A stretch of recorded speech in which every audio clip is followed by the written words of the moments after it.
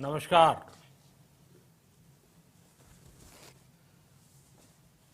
Corona वैश्विक महामारी के खिलाफ लड़ते लड़ते अब हम अनलॉक 2 में प्रवेश कर रहे हैं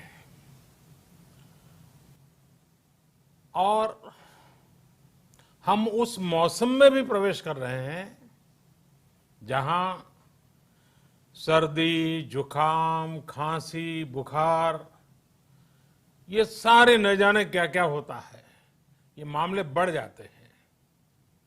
ऐसे में मेरी आप सभी देशवासियों से प्रार्थना है कि ऐसे समय अपना ध्यान रखिए। साथियों, ये बात सही है कि अगर कोरोना से होने वाली मृत्यु दर को देखें तो दुनिया के अनेक देशों की तुलना में भारत संभली हुई स्थिति में है। समय पर किए गए लॉकडाउन और अन्य फैसलों ने भारत में लाखों लोगों का जीवन बचाया है, लेकिन हम ये भी देख रहे हैं कि जब से देश में अनलॉक 1 हुआ है, व्यक्तिगत और सामाजिक व्यवहार में लापरवाही जरा बढ़ती ही चली जा रही है। पहले हम मास्क को लेकर, 2 गज की दूरी को लेकर 20 सेकंड तक दिन में कई बार हाथ धोने को लेकर बहुत सतर्क थे, लेकिन आज जब हमें ज्यादा सतर्कता की जरूरत है तो लापरवाही बढ़ना बहुत ही चिंता का कारण है।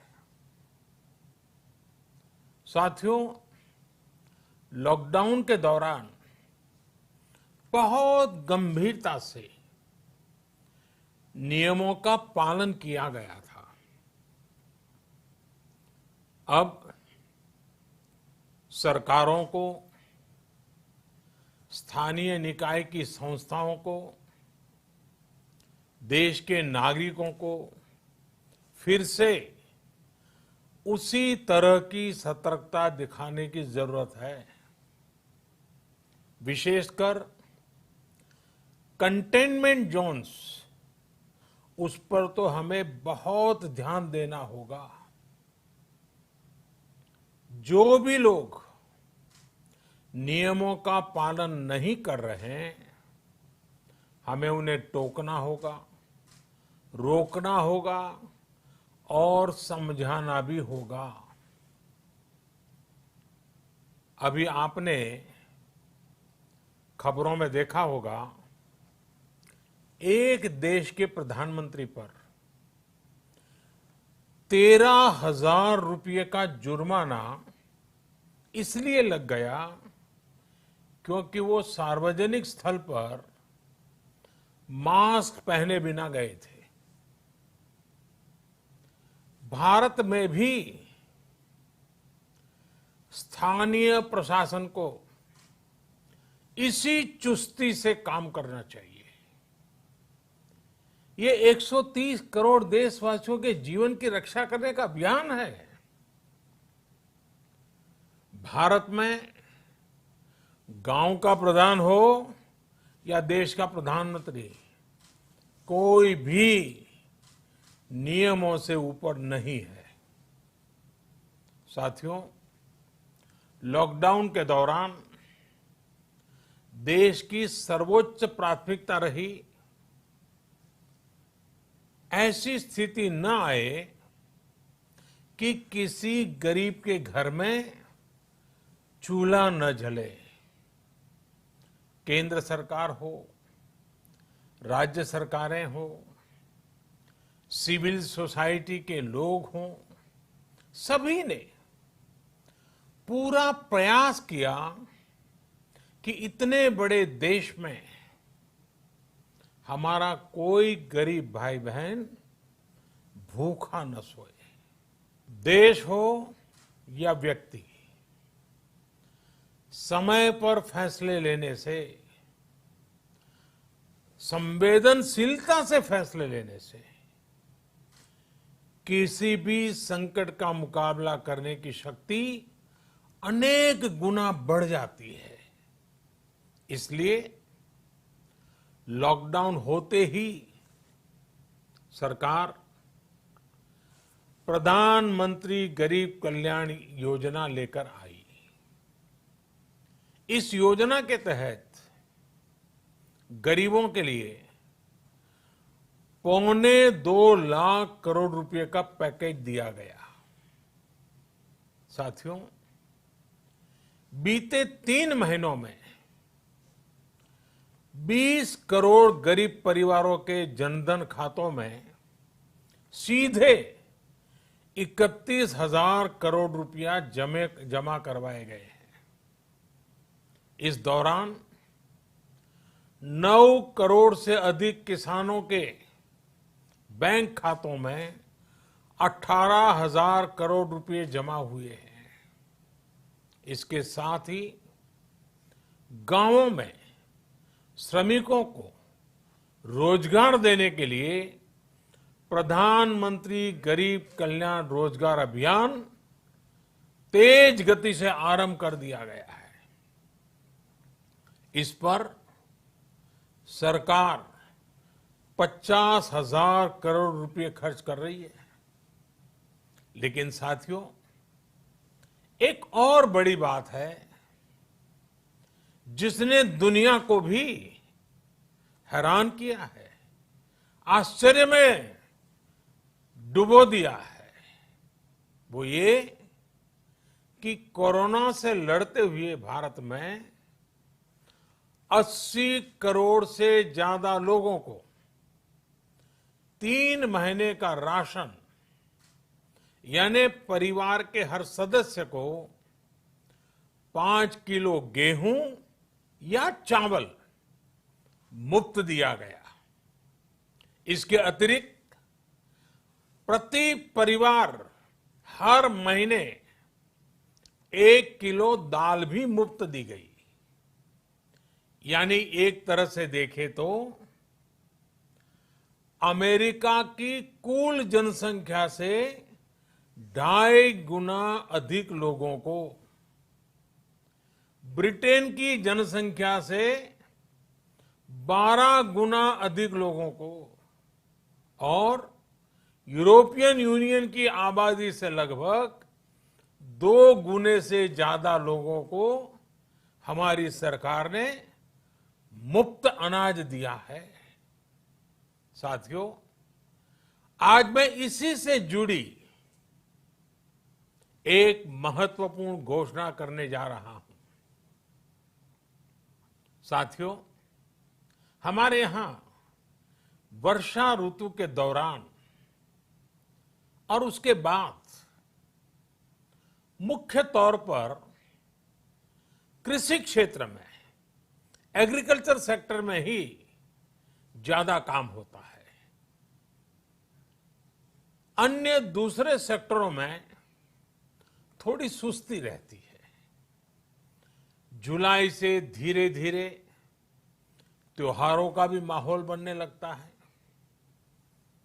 अब आप देखिए, अभी 5 जुलाई को गुरु पूर्णिमा है, फिर सावन शुरू हो रहा है, फिर 15 अगस्त आएगी, रक्षाबंधन आएगा, कृष्णा जन्माष्टमी आएगी, गणेश चतुर्थी आएगी, ओणम होगा और आगे जाएं तो काटी बिहू है, नवरात्रि है, दुर्गा पूजा है, दशहरा है, दीपावली है, छठी मैया की पूजा है।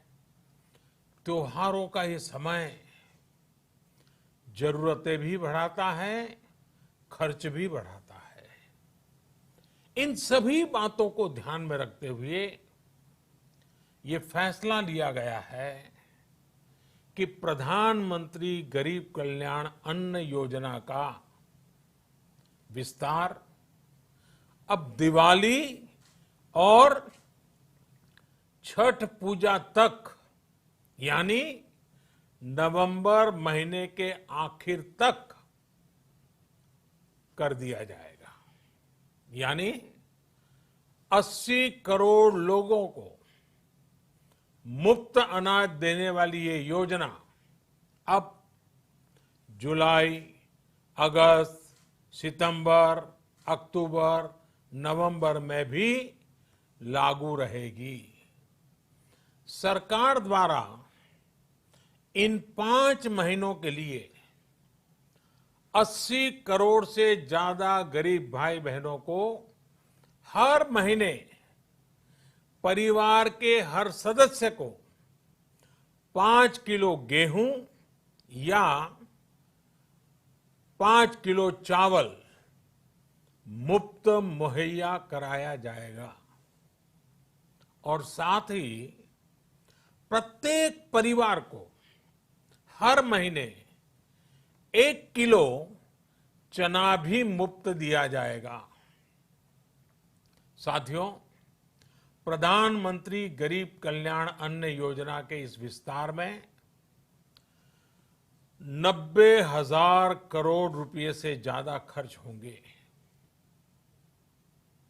और अगर इसमें पिछले 3 महीने का खर्च भी जोड़ दें तो ये करीब करीब 1.5 लाख करोड़ रुपया हो जाता है। अब पूरे भारत के लिए हमने एक सपना देखा है। कई राज्यों ने तो बहुत अच्छा काम भी किया है। बाकी राज्यों पर भी हम आग्रह कर रहे हैं कि इसको काम को आगे बढ़ाएं। और काम क्या है? अब पूरे भारत के लिए एक राशन कार्ड की व्यवस्था भी हो रही है। यानी एक राष्ट्र एक ration card, one nation one ration card. इसका सबसे बड़ा लाभ उन गरीब साथियों को मिलेगा जो रोजगार या दूसरी आवश्यकताओं के लिए अपना गांव छोड़ करके कहीं और जाते हैं, किसी और राज्य में जाते हैं। साथियों, आज गरीब को, जरूरतमंद को सरकार अगर मुफ्त अनाज दे पा रही है तो इसका श्रेय प्रमुख रूप से 2 वर्गों को जाता है। पहला, हमारे देश के मेहनती किसान, हमारे अन्नदाता। और दूसरा, हमारे देश के ईमानदार टैक्स पेयर। आपका परिश्रम, आपका समर्पण ही जिसकी वजह से देश ये मदद कर पा रहा है। आपने देश का अन्न भंडार भरा है, इसलिए आज गरीब का, श्रमिक का चूल्हा जल रहा है। आपने ईमानदारी से टैक्स भरा है, अपना दायित्व निभाया है, इसलिए आज देश का गरीब इतने बड़े संकट से मुकाबला कर पा रहा है। मैं आज हर गरीब के साथ ही देश के हर किसान, हर टैक्स पेयर का हृदय से बहुत बहुत अभिनंदन करता हूं, उन्हें नमन करता हूं। साथियों, आने वाले समय में हम अपने प्रयासों को और तेज करेंगे। हम गरीब, पीड़ित, शोषित, वंचित हर किसी को सशक्त करने के लिए निरंतर काम करेंगे। हम सारी एहतियात बरतते हुए इकोनॉमिक एक्टिविटीज को और आगे बढ़ाएंगे। हम आत्मनिर्भर भारत के लिए दिन रात एक करेंगे। हम सब लोकल के लिए वोकल होंगे।